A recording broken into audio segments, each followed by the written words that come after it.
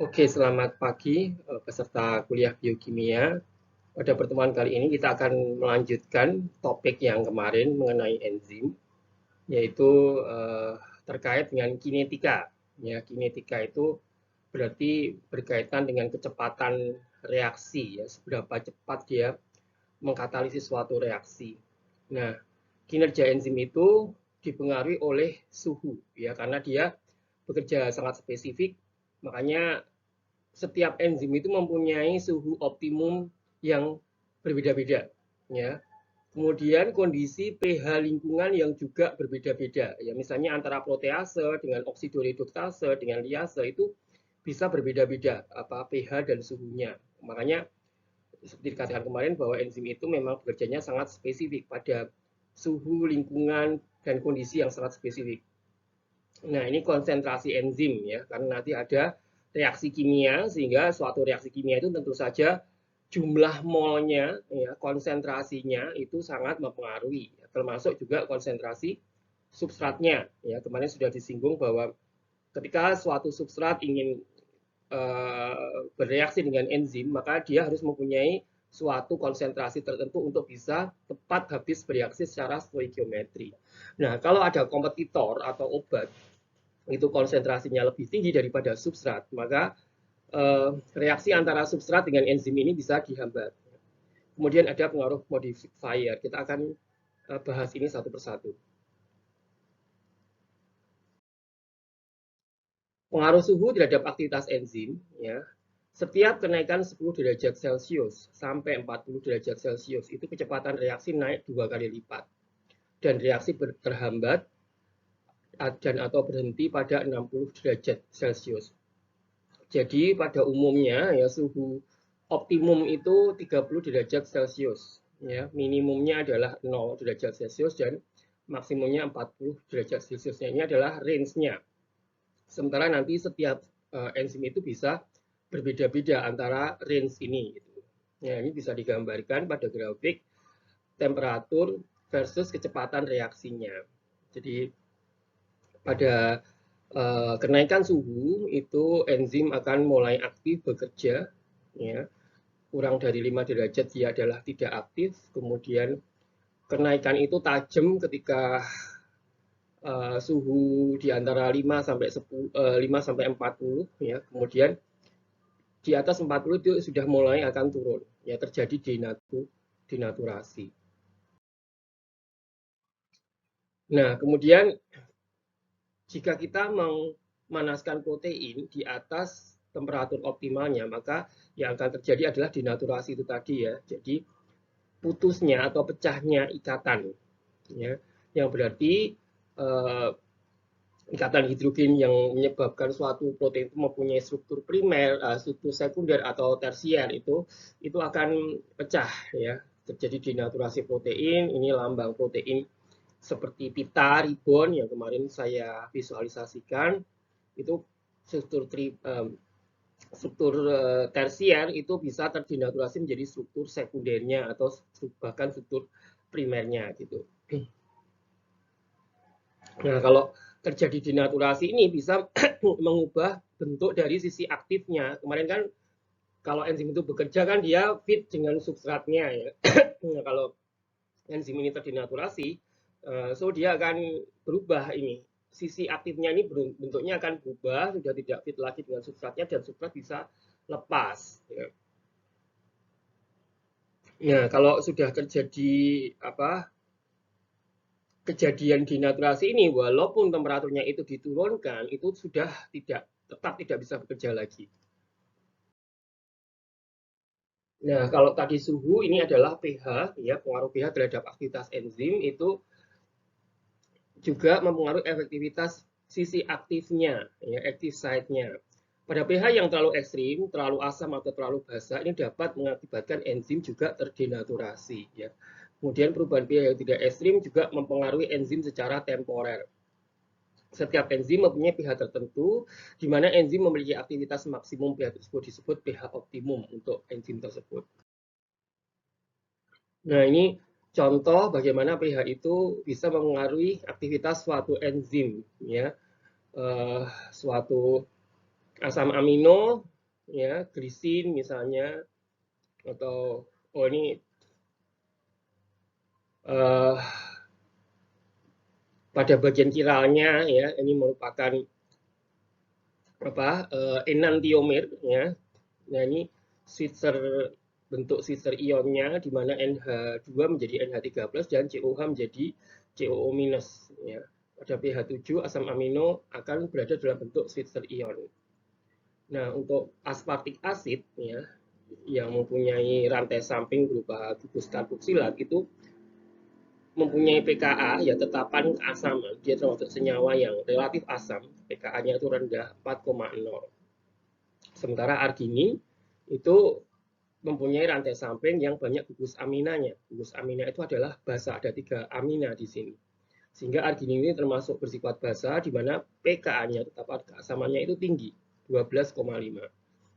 Nah, ini sehingga ketika suatu asam protein itu, enzim itu katalisatornya karena pengaruh asam aspartat, maka pH-nya harus menyesuaikan gitu ya.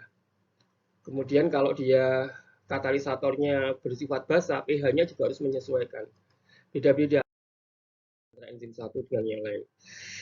Nah, ini contoh beberapa enzim ya, enzim-enzim pencernakan. Pepsin itu ada di perut, lambung.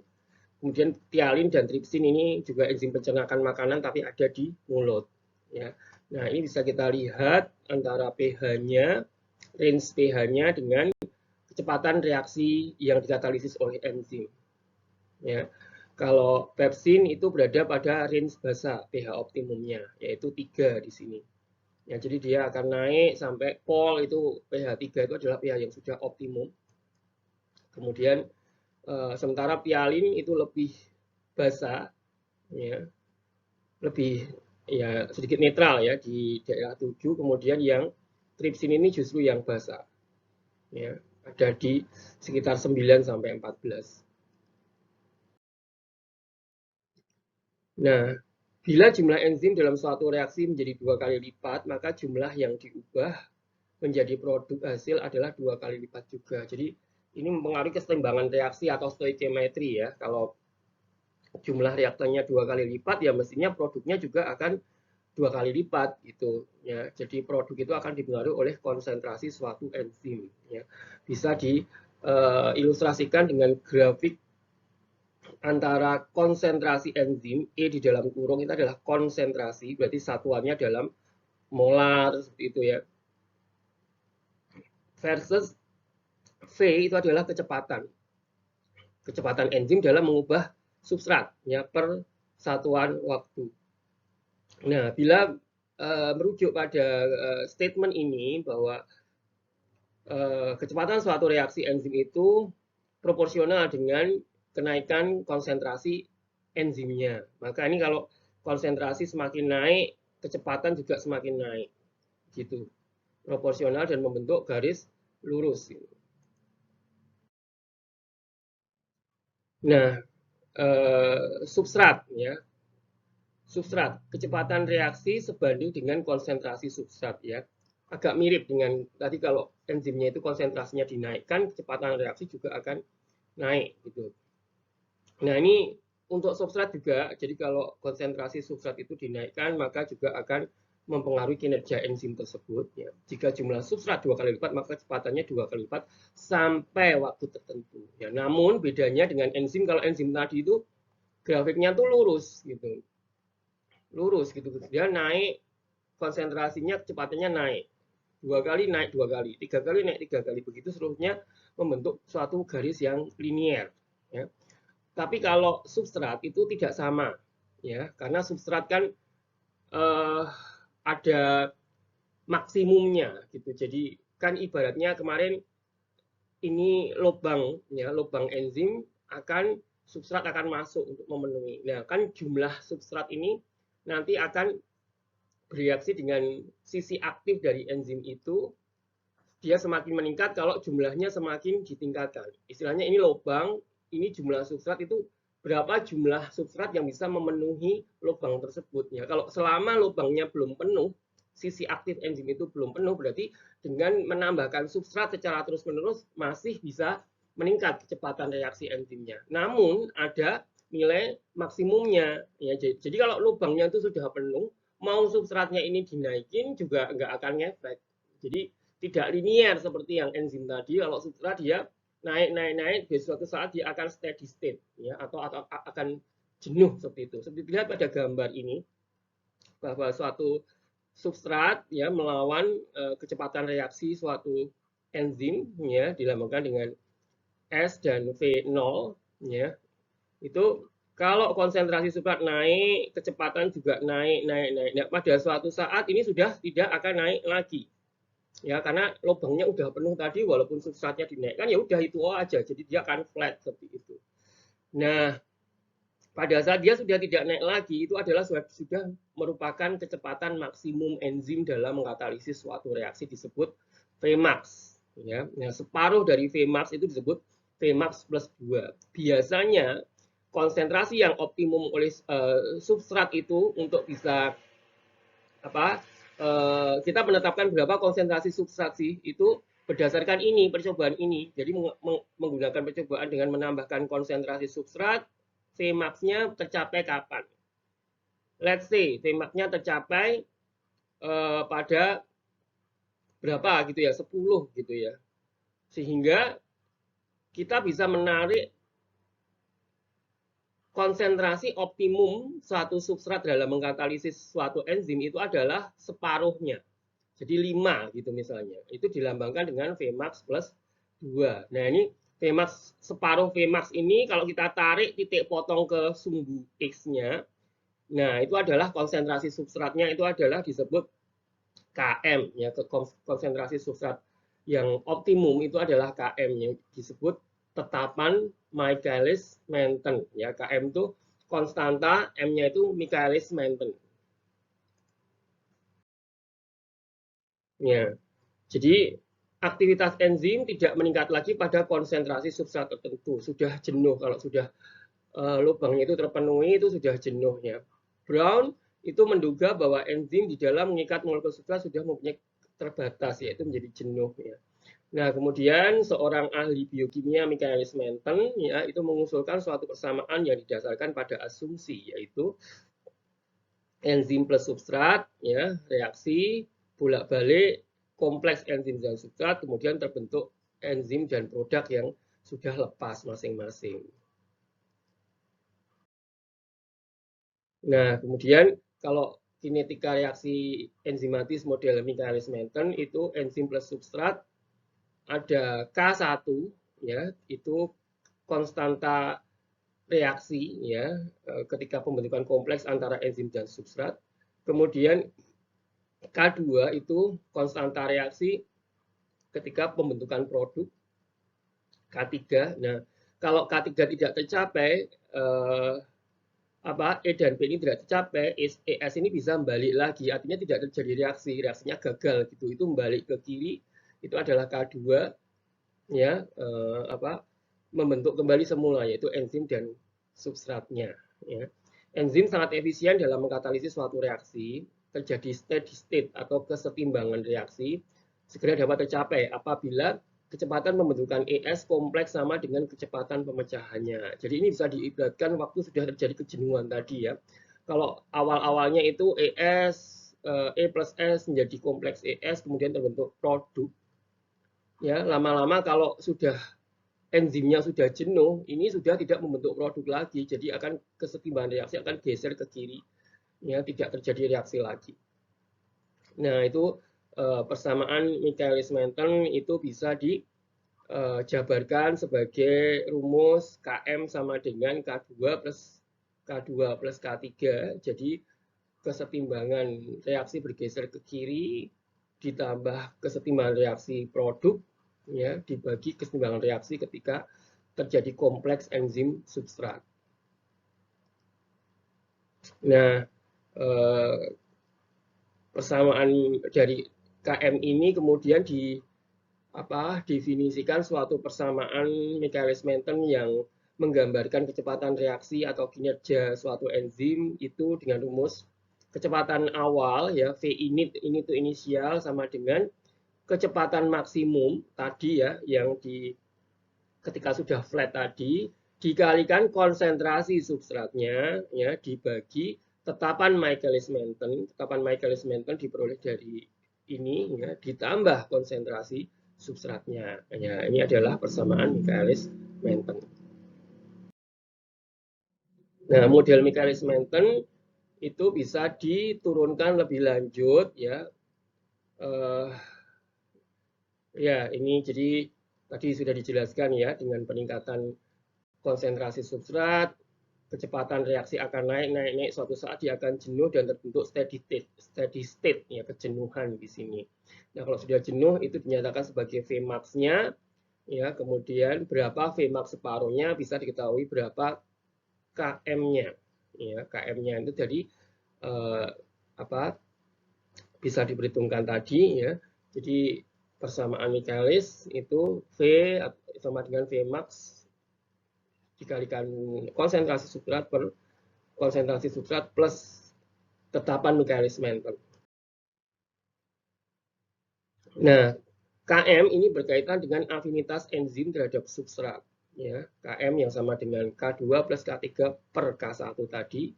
Km merupakan konsentrasi substrat yang diperlukan oleh suatu enzim untuk mencapai setengah kelajuan maksimumnya. Ya, jadi kan Km ini kan berasal dari Vmax dibagi 2 tadi ya. Nah, Km ini khas untuk suatu reaksi beda-beda antara reaksi oksidoreduktasi, kemudian hidrolisis, ya, isomerasi itu beda-beda. Suatu enzim yang bekerja pada substrat tertentu akan mempunyai tetapan Michaelis-Menten yang tertentu pula. Ya, jadi kalau kita menggunakan substrat yang berbeda-beda, ya, enzimnya sama tapi substratnya beda-beda. Bisa saja substratnya bisa A, bisa B, bisa C. Itu bisa mempengaruhi Km-nya. Ya, jadi nanti kecepatan reaksinya itu tidak akan sama. Vmax-nya itu tidak akan sama. Vmax setengahnya juga tidak akan sama. Km-nya juga tidak sama. Nah, Km atau konstanta Michaelis ini menggambarkan keseimbangan disosiasi ya. Peruraian kompleks enzim menjadi enzim plus substrat yang balik ke kiri tadi. Nilai Km yang kecil berarti enzim mempunyai afinitas yang tinggi terhadap substrat, maka kompleks ES itu sangat mantap. Jadi kalau nilai Km, ya konsentrasi yang diperlukan untuk setengah reaksi itu adalah kecil, yaitu berarti ikatan antara substrat dengan enzim itu sangat kuat. Ya, tapi sebaliknya kalau nilai Km besar itu berarti enzim mempunyai afinitas yang rendah terhadap substrat, ya sehingga keseimbangan reaksi ke arah peruraian ya ke kiri tadi. Kalau dia Km-nya kecil dia lebih ke kanan, kalau Km-nya besar dia malah ke kiri gitu. Nah, ini adalah beberapa data Km dari berbagai hasil percobaan atau penelitian bahwa contohnya katalase yang menggunakan substrat peroksida, hidrogen peroksida H2O2 itu Km-nya 25 milimolar. Ya, jadi konsentrasi yang diperlukan untuk katalase untuk bereaksi dengan hidrogen peroksida itu adalah 25 milimolar ya untuk mencapai setengah reaksinya gitu. Kemudian heksokinase substratnya ATP sekian ya, lebih kecil berarti kalau dengan substrat di glukosa itu 0,05, kalau dengan substrat di fruktosa itu 1,5. Ya, seperti katakan tadi, semakin kecil Km-nya itu semakin kuat. Ya, berarti di antara ketiga substrat ini heksokinase paling cocok dengan di glukosa ya karena Km-nya yang paling kecil dan seterusnya. Ya, ada alkarbonik anhidrase, chymotrypsin, galaktosidase, threonine dihidratase. Nah, pada prakteknya kalau kita ingin menghitung kecepatan reaksi suatu enzim itu persamaan Michaelis-Menten agak susah ya, agak susah untuk aplikasinya gitu di betul-betul praktikum di laboratorium sehingga dibuatlah persamaan lain yang merupakan resiprok ya, double resiprokal atau kebalikan persamaan Michaelis-Menten. Namanya adalah persamaan Lim-Weaver-Buck ya. Jadi penentuan harga Km secara tepat dari suatu grafik sangat sulit dilakukan. Oleh karena itu digunakan metode lain untuk menganalisis data yang ada ya. Ini hanya sebenarnya penurunan aja ya untuk mempermudah analisisnya, yaitu line Weaver Burk plot ya, di mana ini ya sesuai dengan pertama ini super V, ini cuma dibalik aja, tadi kan V menjadi super V ya. Kemudian tadinya KM plus konsentrasi S ini ada di bawah karena dibalik ya, kemudian resiprok kan dia ada di atas gitu. Kemudian bisa disederhanakan lagi ya menjadi KM dibagi V max ya ditambah dikalikan super S ya. Nah itu apa namanya persamaan line Weaver. Nah kemudian dari sini ya ini tadi ya terakhir super V sama dengan KM plus V max ya dikalikan super S ditambah super V max.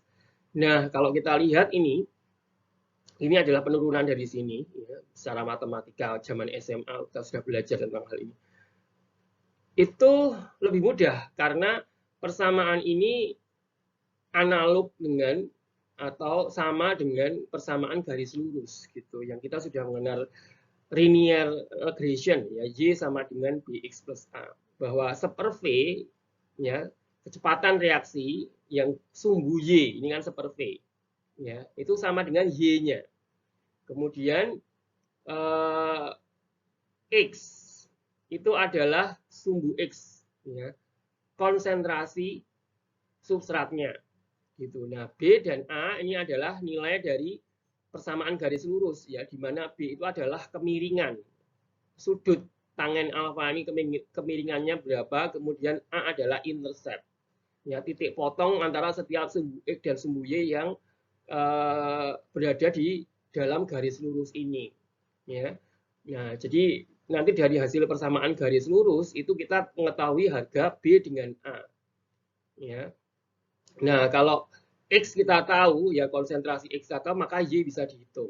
Ya, atau Y kita tahu, maka X-nya bisa dihitung. Berapa konsentrasi substrat yang optimum diperlukan untuk melangsungkan suatu reaksi kimia itu dengan kecepatan separuh reaksi itu berapa. Nah, itu nanti prakteknya ya cuma memakai spektro, itu dihitung absorbansi ya. Jadi konsentrasi S-nya diubah-ubah, meningkat nanti absorbansinya berapa. Nah, itu tinggal diplotkan aja. Nanti kan dapat persamaan garis lurus. Ya, dapat persamaan garis lurus dapat B dengan A. Nah, kemudian kita ingin mengetahui 50% setengah reaksinya ya tinggal dimasukkan ke sini. Ya, Y-nya ini absorbansi yang 50 itu berapa? Kemudian kita tahu kadar enzim atau konsentrasi enzim yang diperlukan untuk reaksi secara optimum itu berapa. Nah, ini dari grafik ini ya, grafik ini X adalah konsentrasi substrat, Y adalah super V, ya, kecepatan reaksi, ya, dan kemudian B adalah slope, ya, slope itu kemiringan, ya, B ini kemudian, nah ini titik yang menyentuh, kalau sudah dibuat persamaan garis lurus, titik yang menyentuh sumbu Y, sumbu X itu adalah di sini minus, ya, di sini kan minus harganya, minus seper km, ya. Seper km sudah seper km gitu. Nah ini adalah seper Vmax ya seper Vmax. Nah pengaruh modifier ya modifier itu apa bisa bersifat modifier itu sesuatu yang nanti mempengaruhi kinerja enzim gitu ya. Tapi yang selain yang suhu, pH, kemudian konsentrasi tadi ya ada senyawa lain yang bisa memodifikasi secara positif ya disebut inducer ya inducer ini berwarna orange jadi apa namanya tidak kelihatan ini inducer jadi seperti koenzim ya logam-logam itu bisa sebagai koenzim jadi dia membantu bekerjanya suatu enzim ion-ion logam sebaliknya modifier yang bersifat negatif ya itu apa menghambat. Ya, kalau tadi menginduksi yang positif itu memacu, justru negatif itu yang menghambat kebalikannya, menginhibit. Nah ini nanti pada akhirnya kita akan mengenal bahwa ini obat itu ada di sini. Ya, jadi senyawa yang menghambat bekerjanya suatu enzim atau sebagai inhibitor atau sebagai kompetitor dari substrat itu adalah memberikan efek negatif kepada enzim. Ya. Nah, penghambat inhibitor itu ada yang irreversible, ada yang reversible. Gitu. Nanti kita bahas.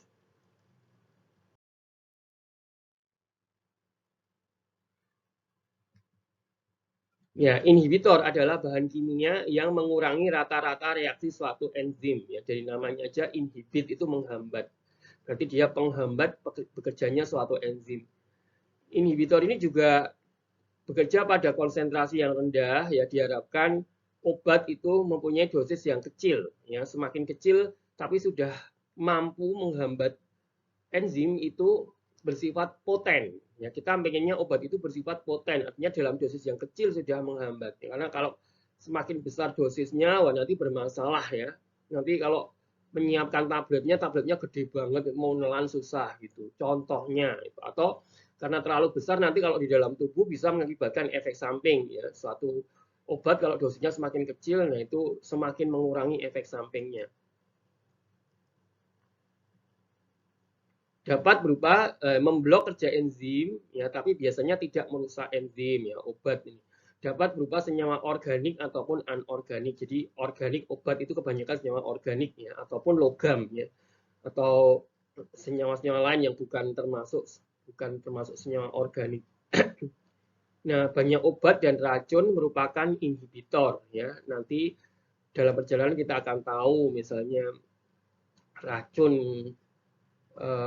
apa baygon ya, insektisida itu kok bisa bersifat racun itu kenapa gitu ya. Nanti dia menghambat enzim itu. Nah, logam berat yang dapat menghambat aktivitas enzim. Itu contohnya ya logam-logam berat ya heavy metals, ada Tb ya, timbal, Cu itu tembaga, ginseng ya, kadmium, kemudian perak. Nah, ada inhibitor yang irreversible. Irreversible itu berarti tidak dapat kembali, dia permanen ada di situ ya. Nah, ciri-cirinya inhibitor ini akan terikat kuat pada sisi aktif suatu enzim ya. Ikatan tersebut adalah ikatan kovalen. Jadi kalau dia itu permanen atau irreversible itu pasti ikatannya kovalen. Kovalen itu betul-betul melebur gitu ya antara enzim dengan inhibitornya itu nempel di situ karena kemudian sudah menjadi satu bagian ya. Jadi dia tidak bisa dipisahkan gitu. Ya, enzim contohnya adalah apa nerve gases ya, gas gelak, kemudian pestisida yang mengandung organofosfat ya. Itu obat serangga itu yang mengandung senyawa organik tapi ada fosfatnya, organofosfat. Itu bisa bereaksi secara kovalen dengan asam aminoserin ya, residu serin pada enzim asetilkolinesterase ya. Asetilkolinesterase itu ada pada serangga. Jadi kalau serangga itu disemprot pakai pestisida, itu kenapa kok serangganya mati? Karena pestisidanya itu mengandung organofosfat ya yang berikatan secara kovalen dengan asetilkolinesterase, suatu enzim yang ada di dalam serangga. Itu melalui pengikatan asam aminoserin dari dalam asetilkolinesterase ini.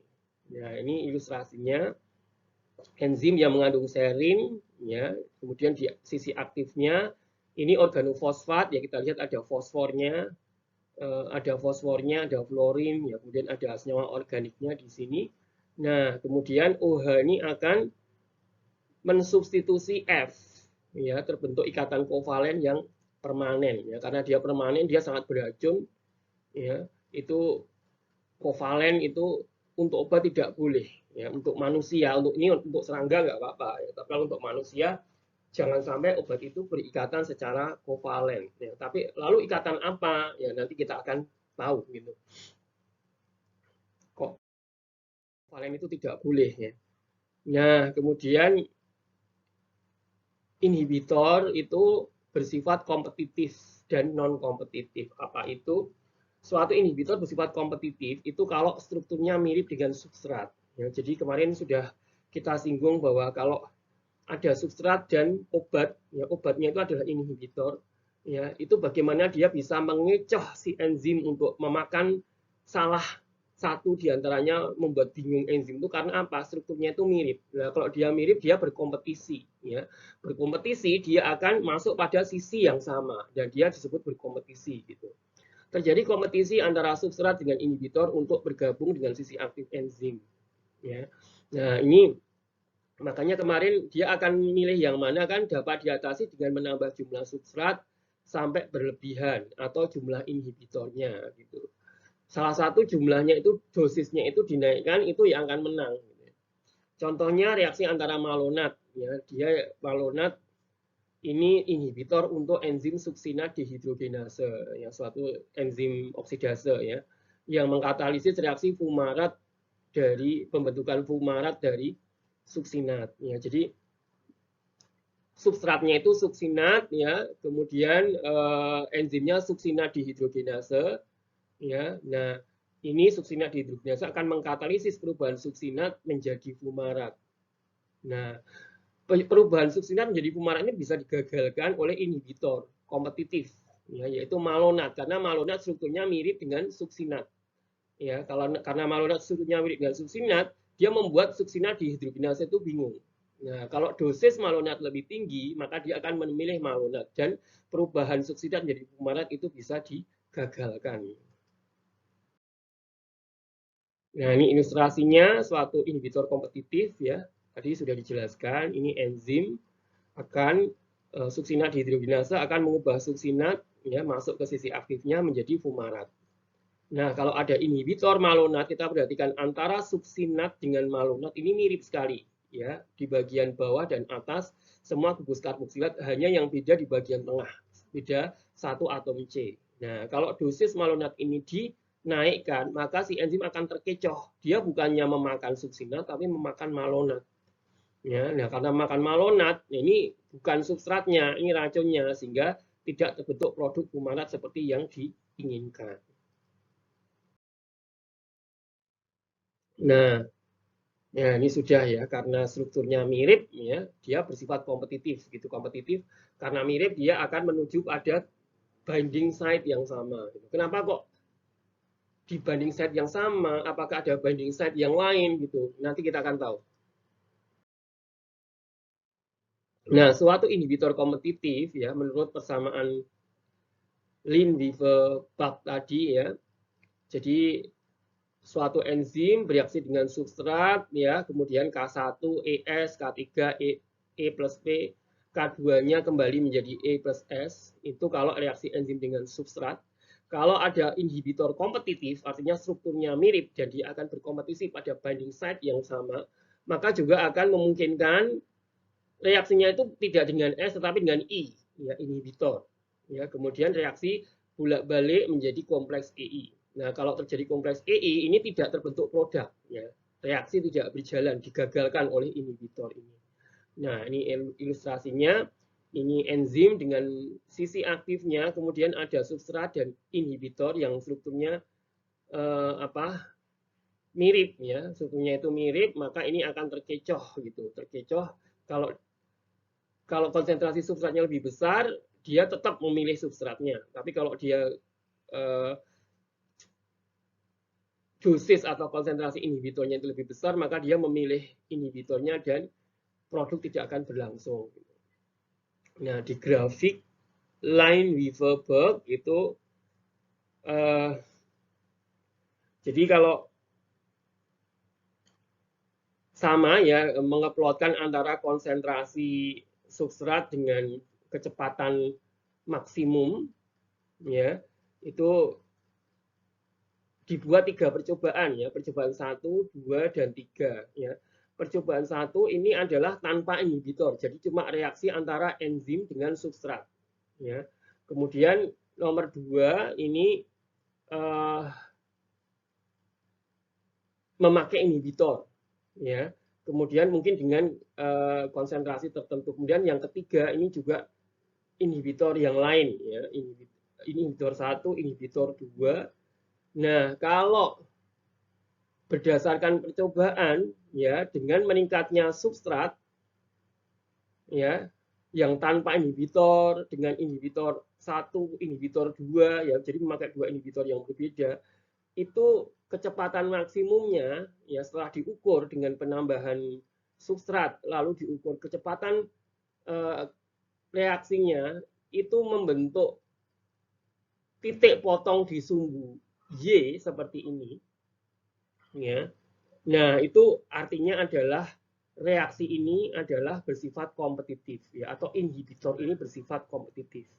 Yang non kompetitif nanti bentuk grafiknya akan lain ya. Jadi kalau ini 3 kali percobaan tanpa dengan inhibitor 1 dengan inhibitor 2, nanti setiap percobaan 1, 2, 3 ini memakai konsentrasi substrat yang semakin meningkat, itu membentuk, akan dihitung berapa kecepatan reaksinya, kemudian diplotkan ke sumbu X dan sumbu Y ini membentuk pola seperti ini, ya maka inhibisi ini adalah termasuk inhibisi kompetitif.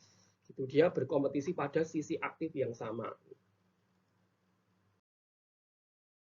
Nah, tadi yang kompetitif. Kalau yang non kompetitif, yaitu bekerja bukan pada sisi aktifnya, ya, melainkan pada sisi yang lain yang disebut sebagai allosterik. Jadi dalam suatu enzim itu kan kemarin sudah saya visualisasikan ya, bentuk gumpalan itu terus ada lubang-lubangnya.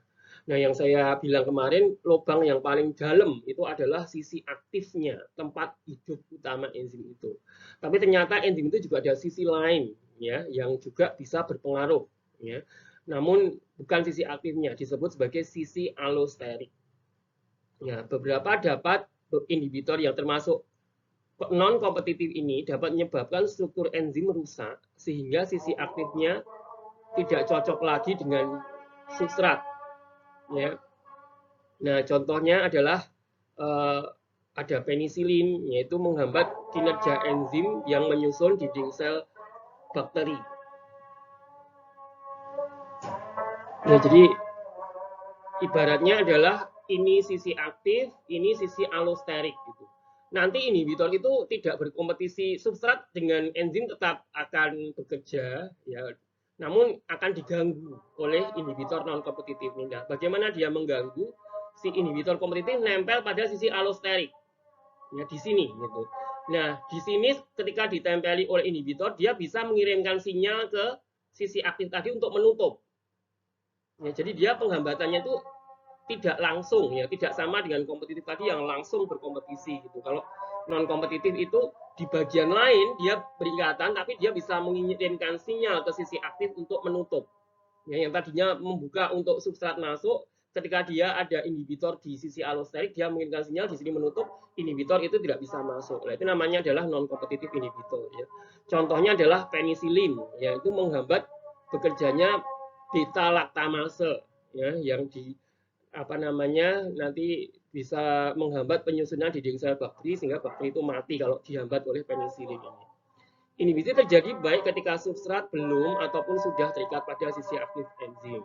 Ya, jadi modelnya jadi seperti ini ya. Kalau non kompetitif ya itu ada reaksi antara enzim dengan substrat ya, kemudian terbentuk kompleks dan terbentuk produk ya, mengalami katalisis.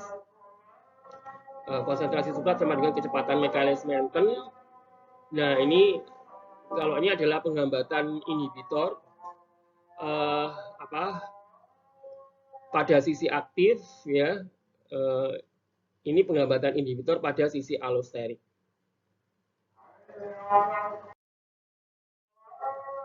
Ya, beda dengan yang inhibitor kompetitif, yang inhibitor non kompetitif ini pola grafiknya itu berbeda ya. Inhibitor jenis ini tidak mengganggu sisi aktif dari enzim ya. Nilai Km itu tetap, cuma Vmax-nya akan menjadi lebih kecil gitu ya. Jadi ini gambar plotting antara substrat pada sumbu X, konsentrasi substrat dengan sumbu Y ya, dengan meningkatnya konsentrasi substrat kan kecepatan naik kemudian akan jenuh gitu. Nah, garis yang biru dengan orange ini menunjukkan yang biru itu tidak ada inhibitor ya, no inhibitor present. Jadi ini cuma reaksi antara enzim dengan si substrat ya. Tapi kalau dia dihambat, dia kecepatannya akan turun ya. Makanya yang oranye ini berada di bawahnya Gitu. Nah, kemudian nanti dalam percobaan itu berbeda dengan yang inhibitor kompetitif. Inhibitor non kompetitif polanya akan seperti ini. Ya, jadi dengan meningkatnya konsentrasi substrat antara yang tanpa inhibitor dengan yang inhibitor itu akan membentuk titik potong di sumbu Y. Kalau tadi kan pada sumbu X, ya. Kalau tadi kan pada sumbu X. Jadi kalau bedanya dengan yang non kompetitif ini akan titik potong antara grafik kenaikan konsentrasi melawan super V, kecepatan reaksi itu titik potongnya ada di sini. Nah, itu kalau polanya seperti ini itu menggambarkan bahwa inhibitornya itu adalah non kompetitif. Jadi kita bisa tahu kapan inhibitor itu kompetitif, non kompetitif itu dari kurva line Weaver-Burg ini.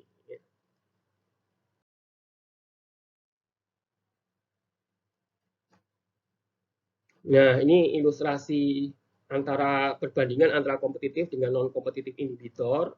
Ya, enzim dengan substrat bereaksi membentuk produk. Itu kalau dihambat ya bersamaan antara reaksi substrat dengan enzim pada sisi aktif yang sama itu adalah inhibitor kompetitif ya. Tetapi kalau dia pada sisi allosterik yang lain kita bisa lihat di sini ini sisi aktif, ini sisi aktif. Nah, ini bukan pada sisi aktif ya, beda dia ada di sebelah sini. Itu dia bisa mengirimkan sinyal ke sisi aktif agar terdistruksi gitu, mengalami perubahan sisi aktif sehingga substrat tidak bisa masuk. Nah, kalau seperti itu, dia hambatannya adalah secara non kompetitif. Ya, ini jadi penjelasan lain. Enzim allosterik itu bagian aktif dari enzim. Ada active site, jadi enzim itu ada sisi aktifnya, kemudian ada sisi allosteriknya.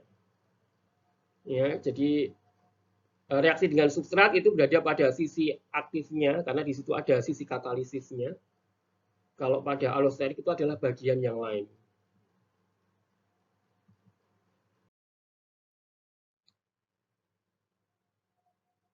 Ya, ini sudah dijelaskan tadi. Kalau ciri-ciri yang lain adalah suatu inhibitor bisa dikatakan kompetitif kalau strukturnya mirip, ya mirip dengan substratnya. Tapi kalau strukturnya berbeda sama sekali dengan substratnya, nah itu bisa diasumsikan dia non kompetitif. Tapi kalau ingin membuktikan secara kuantitatif harus dilakukan percobaan line Weaver-Burg itu tadi.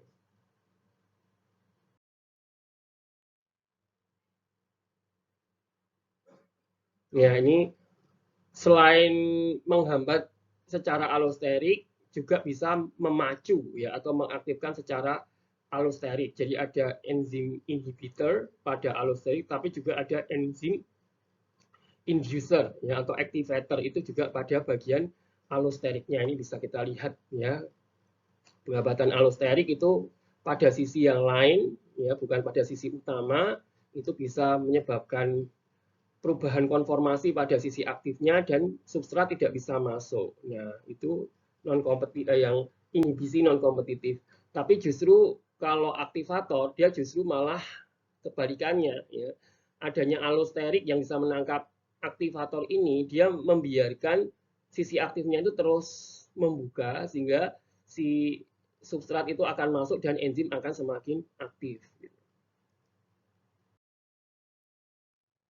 Nah, kemudian ada jenis-jenis inhibitor yang bisa dikategorikan secara spesifik, misalnya feedback inhibitor. Jadi feedback inhibitor itu melalui suatu rangkaian reaksi enzimatis ya. Ada enzim A, enzim B, C, D. Nah, enzim A itu mengkatalisis perubahan A menjadi B, enzim B merubah B menjadi C, enzim C merubah C menjadi D, dan enzim D ini akan merubah D menjadi produk akhirnya. Nah, suatu saat produk akhir ini justru bisa menjadi inhibitor A, sehingga produksi B, C, D ini akan terhenti. Itu namanya feedback inhibitors. Jadi produk yang terakhir itu justru akan menghambat enzim pertamanya, dan itu akan menghentikan perubahan-perubahan semua ini. Ya, contoh feedback inhibitors ini ada perubahan L-treonin ya menjadi isoleusin, yaitu harus melalui serangkaian eh, reaksi dengan enzim A, B, C, dan D, baru treonin ini akan berubah menjadi isoleusin. Nah, isoleusin ini karena strukturnya mirip dengan treonin, dia malah bisa menghambat perubahan treonin menjadi A ini ya. Nah, ini adalah sebagai feedback inhibitor atau inhibitor umpan balik. Selain feedback inhibitor, ada juga repressor inhibitor. Jadi suatu rangkaian enzimatik ya yang dapat mempengaruhi atau mengatur pembentukan enzim-enzim pada reaksi sebelumnya. Ya, jadi misalnya ini jadi A akan berubah menjadi X, ini harus melalui serangkaian reaksi dikatalisis oleh sama kayak tadi enzim A, enzim B, enzim C, enzim D gitu. Kalau feedback itu hanya mempengaruhi enzim yang pertama, tapi kalau repressor ini bisa mempengaruhi semua enzim-enzim selama proses rangkaian reaksi katalisis ini. Ya, oke, sudah selesai untuk enzim. Ya, ini nggak usah dipedulikan. Ya, terima kasih atas perhatiannya.